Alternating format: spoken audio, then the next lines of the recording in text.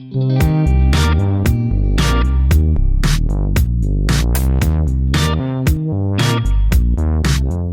today I'm going to be jumping into talking about parent outreach made easy. So let me just jump right in and kind of introduce a little bit more about myself.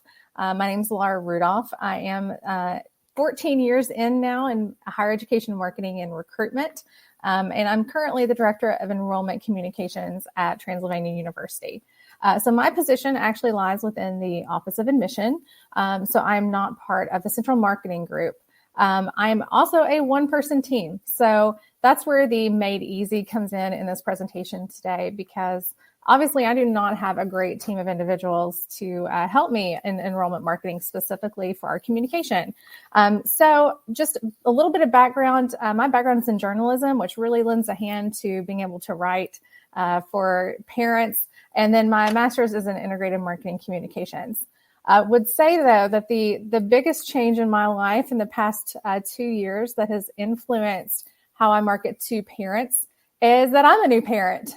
This is a new change in my life. This is my 16-month-old daughter here in the picture. And so now I am thinking in new ways that I hadn't thought before, which has really influenced how I write for parents as well. Let me also introduce you to Transy if you're not familiar with us. So we are located in downtown Lexington, Kentucky. We're a small private liberal arts college. We're the 16th oldest college in the U.S., and we do predate Dracula by 100 years. So I think we kind of own the name Transylvania personally. We have about an enrollment of 1,000 students. As for our CRM, which I will be talking about today, we are on Slate. We've been a client since January 7, 2017, and I just happened to look today, and we have been a Capture client since June 23rd, 2017. So tomorrow is our 5-year anniversary with Capture. So I want to jump right in and kind of talk about what I do in the admissions office. And a majority of my job is to really look at what are those new technologies and new segments that we need to start utilizing to influence enrollment. And as you can imagine, over the past several years, parents have been a significant part of that influence. And so I wanted to pull out some research that has really influenced me in the way that I think about parents. One of them is a report by RNL, Campus ESP, and Teen Life. And this is from 2019, the Parents' Role in the College Planning Report. 3 out of 4 parents say that they are very involved in the college search process. And yet at that time, only 54% of colleges were talking to this group of parents. And so unfortunately, that means that nearly half of parents are really engaged and yet weren't receiving any communication. Data from Mongoose really supports it as well, saying that they're the most important influencers for prospective students. And this is compared to their friends, current students, guidance counselors, all of those other people that can influence them. Parents are still that most important influencer. And in addition to that, they have the greatest impact at the beginning and early stages of the college search.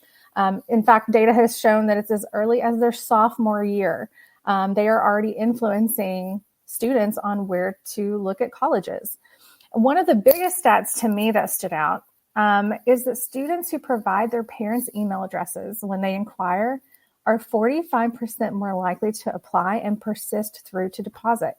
That is incredibly significant. And what this tells me is that many institutions are missing opportunity to reach parents when and where it matters most. And we can't make communicating to parents an afterthought anymore. So at Transylvania, the big question was, how can we nudge the nudgers? This is probably a phrase you've heard before, but if they are influencing their students, then how can we influence parents? Now, there's a lot of questions we needed to ask ourselves and answers we needed to find to kind of get to that. The first question is, who are they? You know, I started enrollment 14 years ago. And for those of you who have been in enrollment for a while, those parents have really changed over time. So how are they different? How do we need to talk to them? Who are they and what is important to them? And that's what we need to answer first.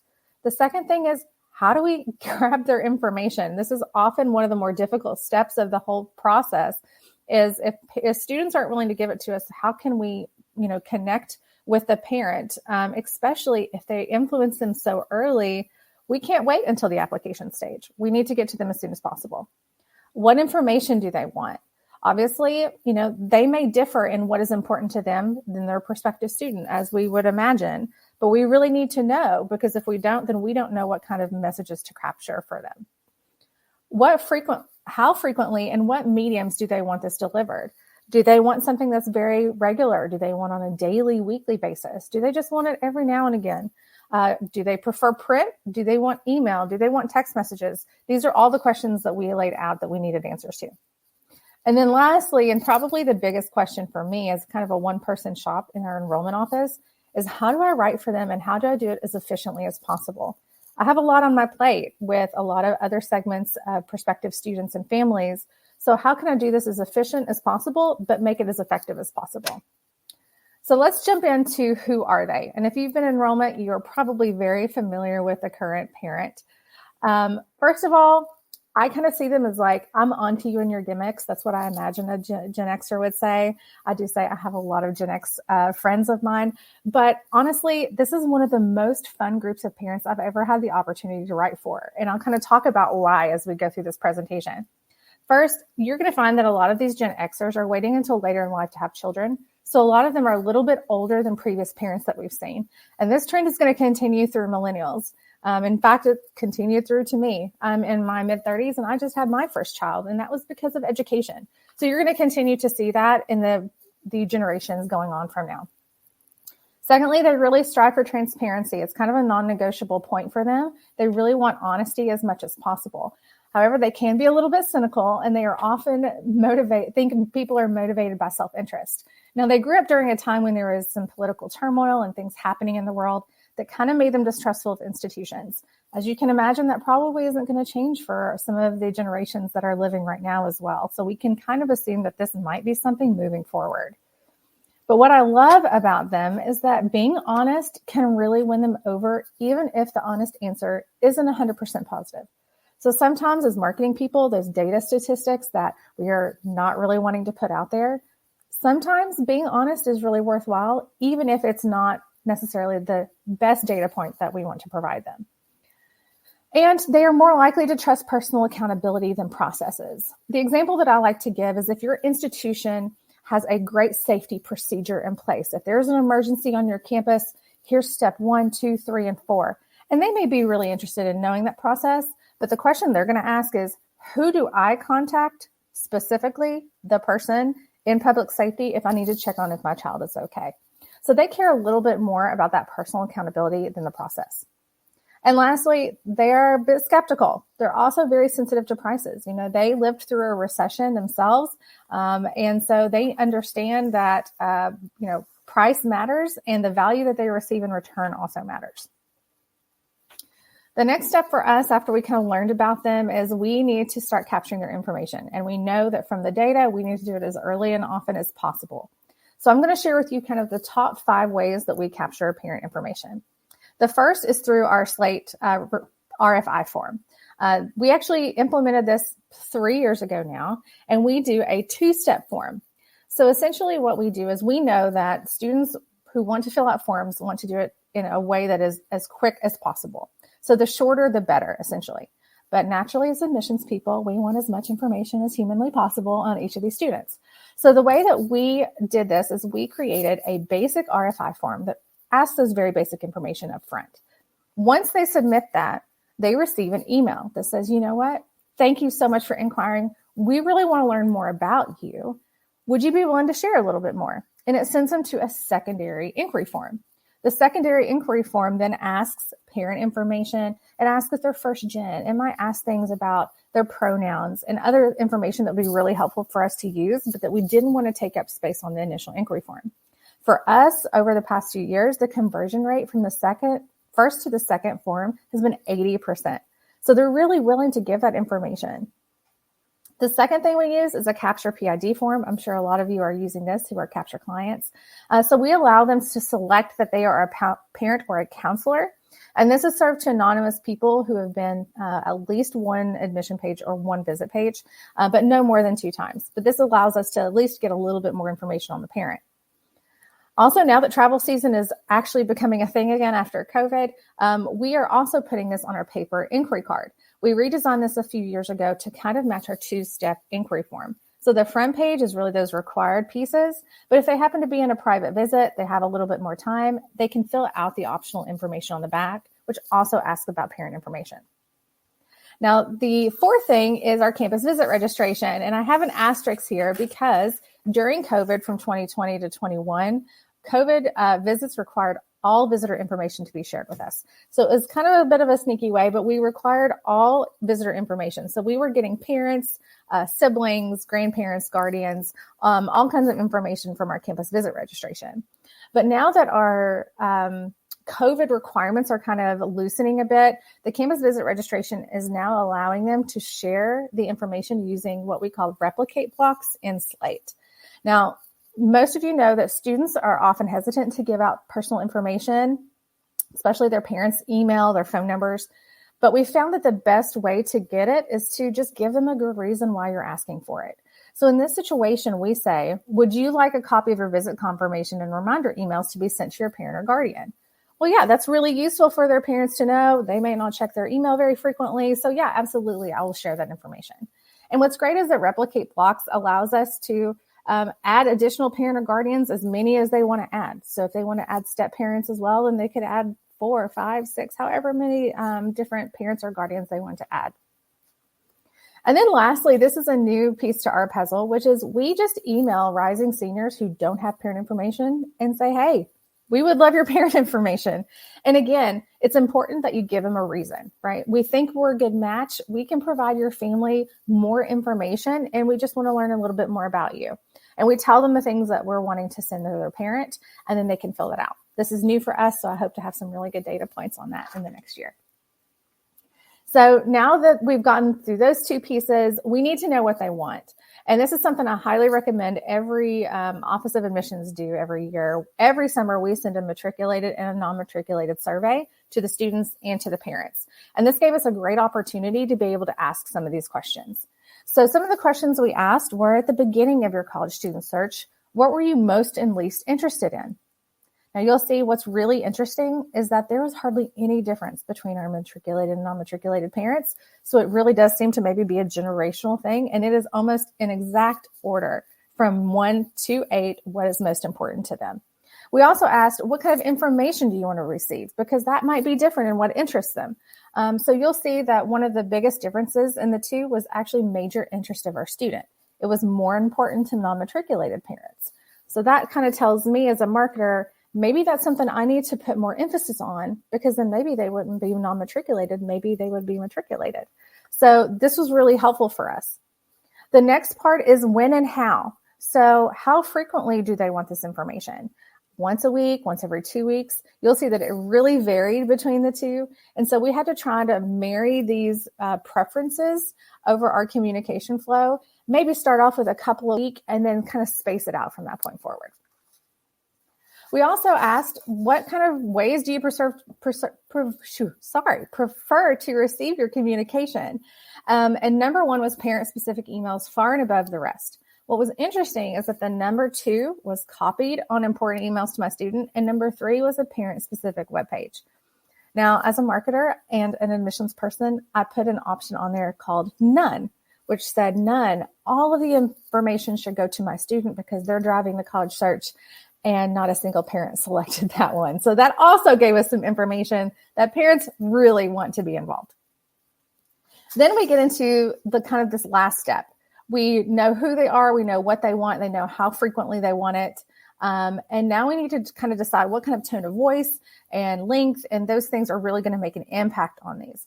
Now, the first thing to me, and really my focus and why I love parents so much, is they want straight to the point information. And really, that's the easiest to write for. I can be very honest and straightforward. I also recommend that you kind of avoid jargon and admissions lingo. One of my favorite things I've ever seen regarding admissions lingo is admissions lingo bingo. And I'm excited to introduce that to you. This is from Ology, a marketing company out of Columbus, Ohio. And they provide kind of admissions lingo bingo, those things that you typically see in publications and on college websites. I am sure that these all show up on ours in addition to other colleges. But, that cutting edge research, you're more than just a number. It's your journey or your future begins here. So the more that we can avoid those types of marketing languages, it's going to feel a little bit more authentic to the parent. So use conversational language just like you're speaking to them in person. We like to justify our value from the ground up. We have to assume that we have absolutely no loyalty from them, and we have to tell them this is what your return on investment is for, putting your money towards your student attending Transylvania. Now, they are okay being marketed to, though, so you shouldn't bury your favorable data points. I know there was once a time in Transylvania's history that we were kind of afraid to show all of the wonderful stats that we had. We didn't want to be very boisterous about it. But honestly, they want to hear it. If you have really great data, share it. Openly share your return on investment. Also, showcase your accountability. We've already talked about this and why it's really important, but we've decided in our emails especially, maybe they need to start coming more from individuals that are on campus, in student life, in different offices, than just from the Office of Admissions. It's actually putting a face to the name, and that really shows more accountability. Also, be concise. They are just as busy as their students, so that snackable content is really information is really key. If there is too much for you to say, just split it up, because then you have multiple touch points. And that's even better over the course of a parent's college search process, is to touch point with them multiple times. So if they want transparency, just give them transparency. As I mentioned before, even if it's not 100% positive, they will really appreciate the effort. Here's an example and an excerpt from our public safety email that I wrote a few years ago. I talk about how we're not shy about our crime statistics. Students who are from rural areas of Kentucky might see Lexington as a big city. They may see things on the news, concerns about safety, and especially being in a downtown location, they may have ideas about transy that may not be accurate. So we very broadly say, you know what, if you're concerned, then go to our crime statistics and go look for yourself. Here's our daily crime log. And yes, do we know that there might be something that doesn't show up, that shows up on there that we don't want them to see? It's highly possible, but you know what? We're being very transparent about it. And as we put in the email, they deserve full transparency when it comes to their student safety. As far as actually setting this up, this is kind of our next step, right? Now that we have this, how do we set it up? We do have Slate. So what we used is a configurable joins relation base. So this allows us to grab those relationship types, guardians, all the parent opportunities, options that are in there. We make sure that the relation email exists. And then we do a timestamp days. So it's essentially days out campaign for our parents.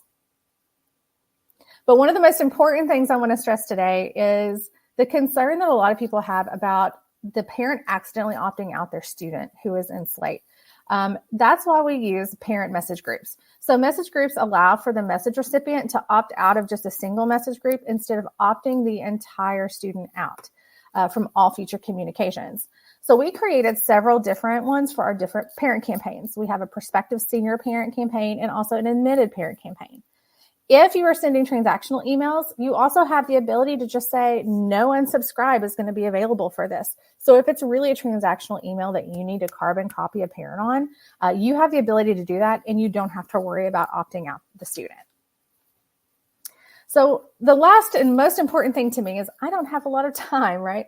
I have a lot that I do in my day-to-day job, and so I don't necessarily have time to just come up with all these wonderful emails very quickly for new segments, but we know how important it is. So what we did is we kind of compared what those parent interests were with the student interests, and we found that a majority of them are the same. It's just slightly different audiences. So we decided we're going to repurpose content with very slight changes. The way that I did this is by using content blocks, which are my best friend. If you are a Capture client, great for you, because they have the ability to be able to do all kinds of great things for you in emails very similarly. We have the ability through content blocks in Slate to repurpose content. So we can create an entire block of content. I usually will write it in either first or third person to help it make it really versatile for different audiences. And then I simply just change the introduction, and the conclusion around that content is merged. An example here is for our research email. We merged in that students use these grants, and faculty and business administration have many areas of research, and here they are.